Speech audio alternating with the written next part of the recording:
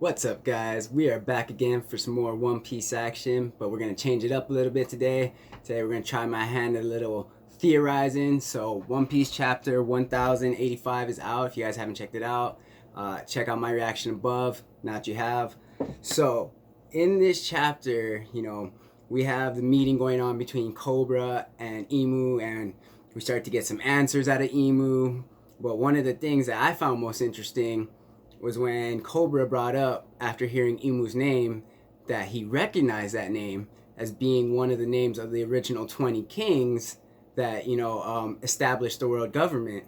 But when he mentions this, Imu kind of comes across as sour. He's like, I'm not even going to dignify that with the response, as if Cobra, alluding to the fact, like, are you the original Imu from the original 20 kings that's now sitting on this, empty throne?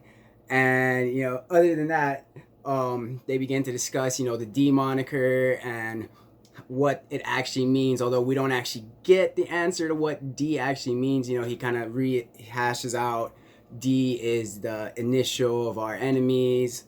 And, then he kind of drops the dime that it was Nefertari D Lily that is actually the reason that the D still persists into today's time in the storyline. But again, like I said, that got me interested because Cobra said, I recognize that name. So far we've only seen a few family names from the Celestial Dragons and the original 20 Kings. So far the names that we've seen have been the Nefertari family, although they ended up leaving and going back to their homeland. We have the Donquixotes, Dofi and all of them. And then the most recent one that we got was Jay Garcia, Saint Jay Garcia Saturn, one of the Gorosei members that was finally named. But during all of this, 1,000+ chapters, we've only gotten 3 family names out of all of the Celestial Dragons. So first up, Saint Jay Garcia that just got named. I really don't feel like Imu and him would be from the same family necessarily. I feel like that would just be a little bit too close to home. But then, you got the Nefertaris, which, especially everything that's happened in the last few chapters, what Imu reveals in this chapter about kind of being, let down and betrayed by Lily, or Nefertari Lily, and especially the fact that Nefertari D Lily, you know what I mean? We see that it's most likely, Imu's not related to her. But then there's one more family that we've seen a lot of things from, and probably one of the Celestial Dragon families we've seen the most of and gotten the most information out of, which is the Donquixote family.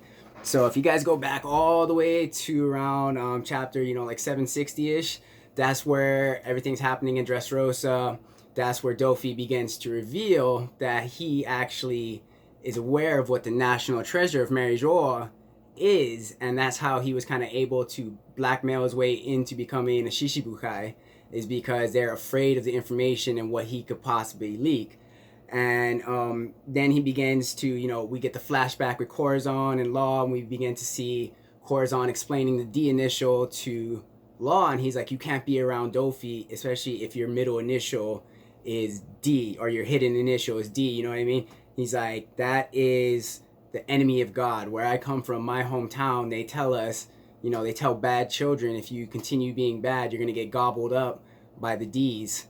And it's just funny that it's a Donquixote family member that's, dropping all this information about the D family, or, the D clan, the Will of D.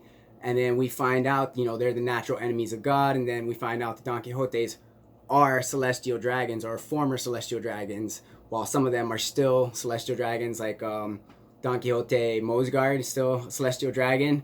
We have all of this, but again, we're learning this from the celestial dragon family, the Don Quixotes. And then, you jump back into Dressrosa, you see Law going at it with Dofi, and then Dofi gets concerned that Luffy is there as well, because both Law and Luffy are D's.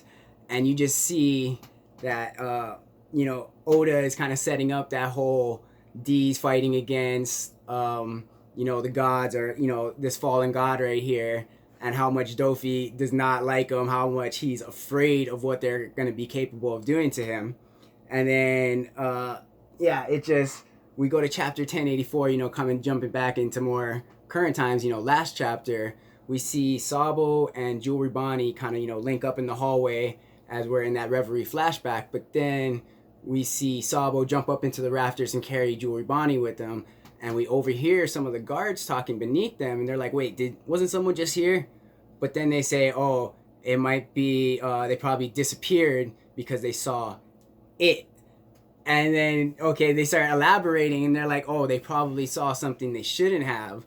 And someone's like, oh, the empty throne or, the forbidden room. And it just, that really kind of set things up because initially I was like, how does Dofi, know about Imu and still alive? How did he see him when they were kicked out of Marijoa when he was a child? And even when he returned back, he was only like, I believe, 10 or 11 years old when he went back with his father's head to try and regain his status. But this little conversation with the guard seems to make it seem a lot more likely that Dofi could have seen Imu and maybe just not have been noticed, because in this chapter we saw the fact that Sabo was standing right there, around the corner listening to Imu talk to Cobra with the Gorosei and saw everything going on, and they didn't notice him at all. Like, so they probably don't have top-notch observation hockey, or they're just so, have their guard so let down because it's their castle. They're not expecting anyone to break in.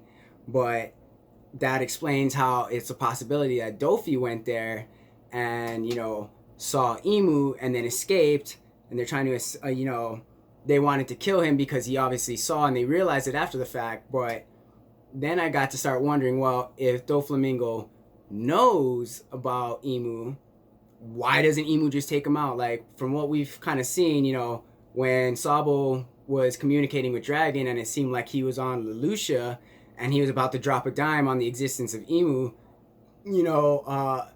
the entire island just got obliterated, like just exploded and annihilated.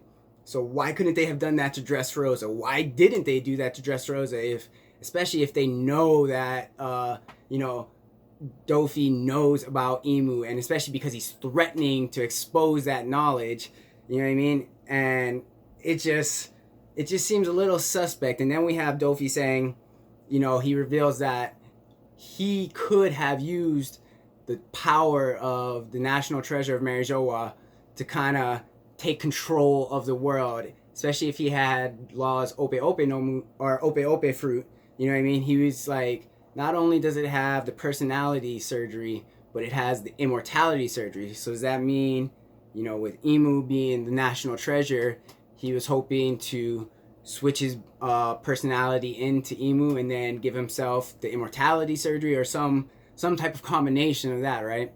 But again, Imu, it seems like you have the power to just annihilate an entire island. Why are you letting Dofi getting away with blackmailing you? Like, why don't you just, even if you got to take out all of Dressrosa, why aren't you doing it? And then I kind of thought, well, maybe he kind of has a soft spot for Dofi. Like, they've sent assassins, kind of, half-assed trying to kill him down when he's in Impel Down, or when he was getting transported to Impel Down. But, I mean, you're the ruler of the government. The Gorosei bow to you. You could tell everyone in Impel Down to stand down, have him chained, and go and kill him. So why haven't you done that? But then I started to think about, well, again, we've only been introduced to a few families that have been named after thousands of chapters. The only other ones I suspect that we will probably be getting names for are, the remaining Gorosei members. And that's probably it. Like, we've seen Charlos and Roswald and those guys, but we didn't even get a family name for them, even though we know they are related. But they're insignificant and they're just kind of stupid. Whereas when we look at the Don Quixote family, they kind of run the spectrum of really good and then really evil with Dofi, but they're all very intelligent. They don't seem like kind of the mindless idiots that some of the other Celestial Dragon families seem like.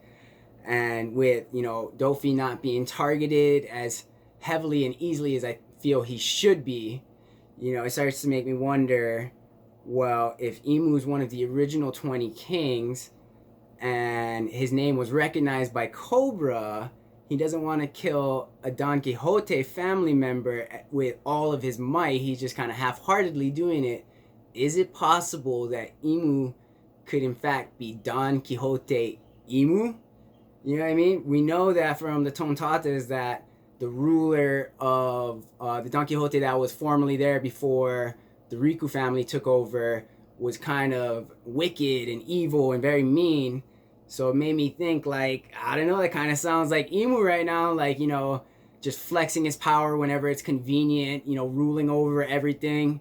So, yeah, that's kind of, I'm thinking, what if that's a possibility that Imu is actually the original Don Quixote king from the 20 kings, and he's just, you know, he's had the immortality surgery done on him, so he survived the last 800 years, which is kind of why he got irritated when Cobra asked him about it when he said he recognized his name, although Cobra didn't say which kingdom he was from. But that's just kind of me putting some of the pieces together.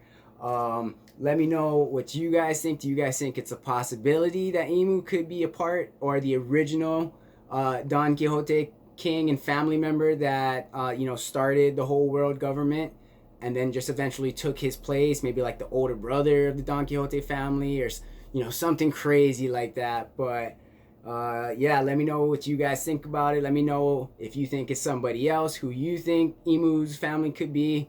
Other than that, thanks for stopping by. If you made it to this point, have a wonderful day.